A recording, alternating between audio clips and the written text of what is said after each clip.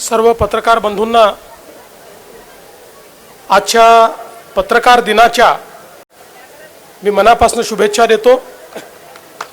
आणि जळगावमध्ये महानगरपालिकेच्या निवडणुकीच्या निमित्ताने भारतीय जनता पार्टी शिवसेना महायुती ही पुन्हा एकदा शहराच्या विकासाकरता मैदानात उतरलेली आहे। 5 वर्ष आम्हाला या शहराची सत्ता हातामध्ये देण्यात आली। त्या काळामध्ये मोठ्या प्रमाणात आपण विकासाची कामं केली आणि विशेषतः कमी कालावधी मिळाला तरी देखील चांगल्या पद्धतीने शहरामध्ये अनेक प्रकल्प आपण सुरू केले। विशेषतः आपण रस्त्यांचा प्रकल्प असेल, पाणी पुरवठा योजना असेल, मलनिस्सारणाचे प्रकल्प असतील, या सगळ्या प्रकल्पांना चालना दिली। पाणी पुरवठ्याची 253 कोटी रुपयाची योजना आपण या ठिकाणी मंजूर केली। मलनिस्सारणाचा 201 कोटी रुपयाचा प्रकल्प आपण मंजूर केला। यामध्ये केवळ हे कागदावर नाही तर पुन्हा सरकार आल्यानंतर मोठ्या प्रमाणात आपण या ठिकाणी काम केलंय। 179 कोटी रुपयाच्या पिण्याच्या पाण्याच्या कामाची पाणी पुरवठ्याची वर्क ऑर्डर आपण नोव्हेंबरमध्ये दिली।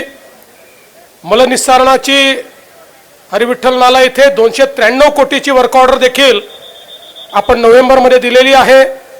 मलनिस्सारणाची पिंपराळा आणि खेडी नाला इथे 383 कोटी रुपयाची वर्क ऑर्डर आपण दिली आहे।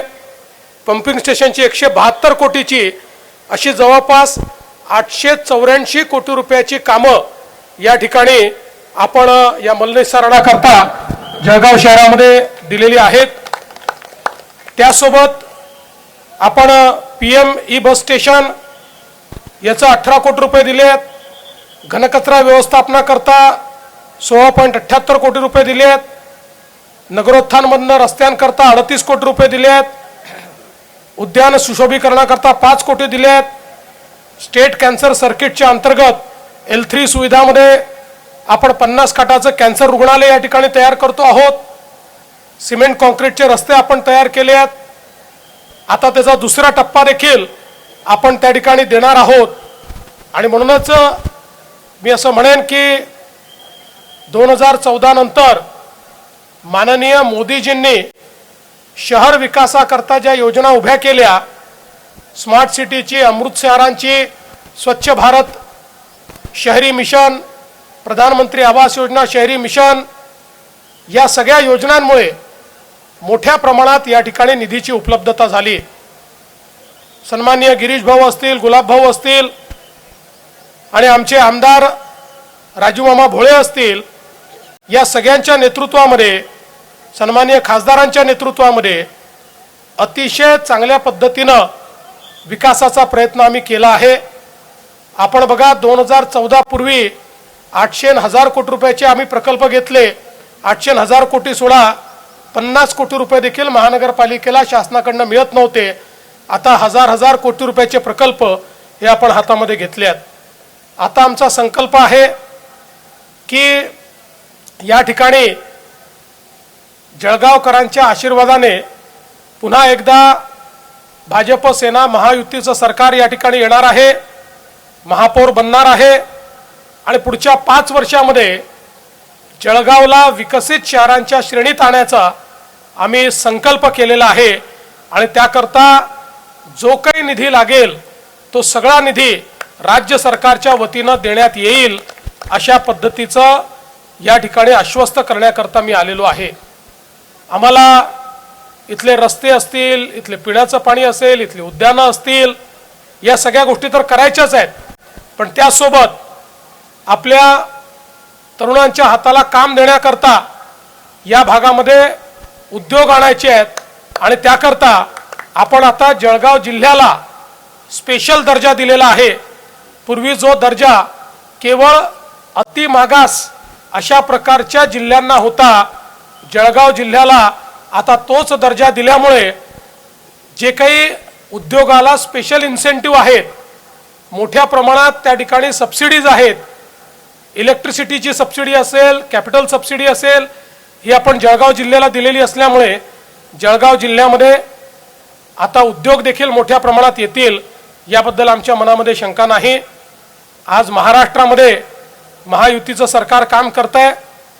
या सरकारवर विश्वास ठेवत नगरपालिकेच्या निवडणुकीमध्ये 75% नगरपालिका या महायुतीच्या हातात आल्या आहेत।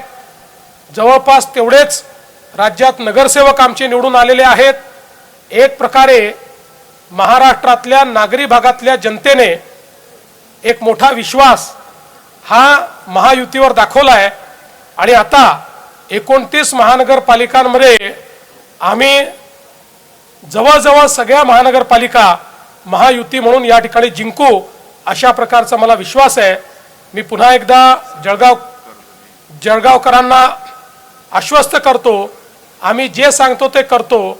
या ठिकाणी इतक्या वर्षाचं हुडकोचं कर्ज, ज्या कर्जामुळे ही महानगरपालिका डिफॉल्ट झाली होती आणि लोक म्हणायचे कर्ज कधीच संपू शकत नाही, पूर्ण देशामध्ये ही पहिली घटना आहे की एखाद्या महानगरपालिकेचं सगळं कर्ज हे राज्य सरकारने भरलं आणि पूर्ण महानगरपालिकेला कर्जमुक्त त्या ठिकाणी करण्याचं काम हे आपल्या सरकारच्या माध्यमातून केलं आहे।